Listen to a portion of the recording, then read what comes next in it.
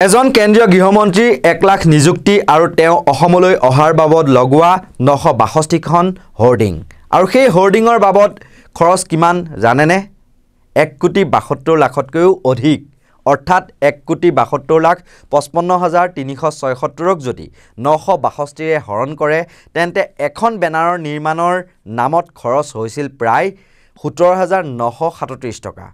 সঁচাকৈ চকু কপালত তোলা হিচাপ নহয়নে আমাৰ সমাজত আছে নহয় এসাম বাপেকৰ টকা উৰুৱাব পালে জধে মধে উৰুৱাই কাৰো মুখলৈ নাচাই পানীৰ দৰে খৰচ কৰে তেনেকৈ হিমন্ত বিশ্ব শৰ্মা নেতৃত্বাধীন বিজেপিৰ যিখন চৰকাৰ সেই চৰকাৰখনে নিজক জহাবৰ বাবে বা নিজৰ প্ৰচাৰৰ উদ্দেশ্যে বেনাৰ হৰ্ডিঙৰ নামত ৰাইজৰ কৰ কাটলৰ ধন খৰচ কৰিছে এইবোৰ বাতৰি একাংশ মূলসুটিৰ সংবাদ মাধ্যমত আপুনি বিচাৰি নাপায় বা চাবলৈ শুনিবলৈও নাপায় বিজ্ঞাপনৰ নামত হাজাৰ হাজাৰ কোটি টকা খৰচ কৰা হিমন্ত চৰকাৰ যে অপৰাধ নিয়ন্ত্ৰণত বা আইন শৃংখলা ৰক্ষা কৰাত হিমন্ত বিশ্ব শৰ্মা নেতৃত্বাধীন গৃহ বিভাগ চূড়ান্ত ব্যৰ্থ তাৰ কথাও আমি শেষৰ ফালে উল্লেখ কৰিম বিধানসভাত উন্মোচিত তথ্যৰ আলম লৈ এই প্ৰতিবেদন প্ৰস্তুত কৰি উলিয়াইছো প্ৰথমে আহিছো বিজ্ঞাপনৰ নামত ৰাইজৰ ধন কিদৰে খৰচ কৰিছে এইখন বিজেপি চৰকাৰে ভাবি চাওকচোন চাকৰি নিযুক্তি দিছে মাত্ৰ 1 লাখ নিবনুৱাক আৰু সেই অনুষ্ঠানলৈ কেন্দ্ৰীয় গৃহমন্ত্ৰী অমিত শাহ আহিব বুলিয়েই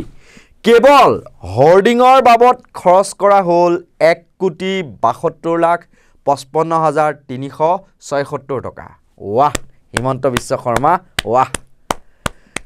মন্ত্ৰী পীযুষ হাজৰিকাই বিধানসভাৰ সদনৰ মজিয়াত দাখিল কৰা এই তথ্যতে এই কথা পোহৰলৈ আহিছে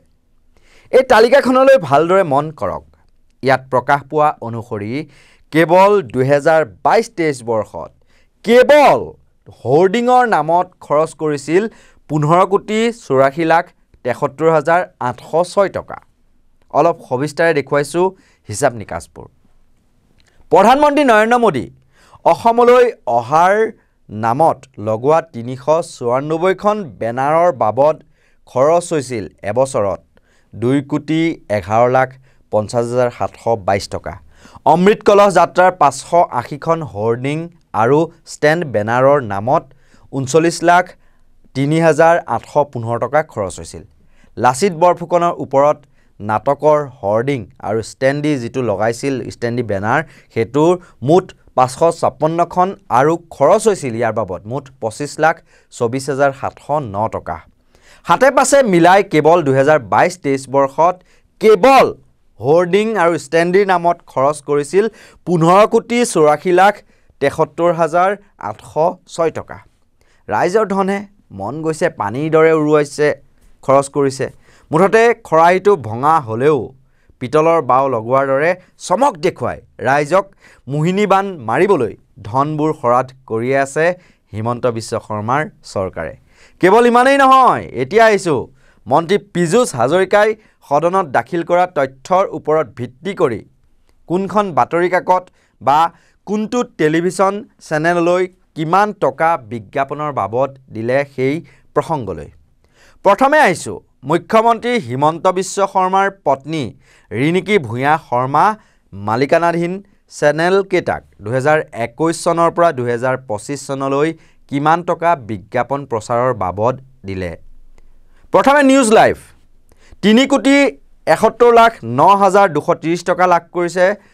নিউজ লাইভে নিয়মীয়া বাৰ্তাই 14,01,56,818 টকা নৰ্থ ইষ্ট লাইভে 1,99,78,344 টকা ৰামধেনুৱে 79,69,011 টকা ৰঙে 1,38,336 টকা অৰ্থাৎ 2021 চনৰ পৰা 2025 চনলৈ মুঠ 21,90,13,739 টকাৰ বিজ্ঞাপন ৰিণিকী ভূঞা শৰ্মা মালিকানাধীন টেলিভিছন আৰু বাতৰি কাকতে লাভ কৰিলে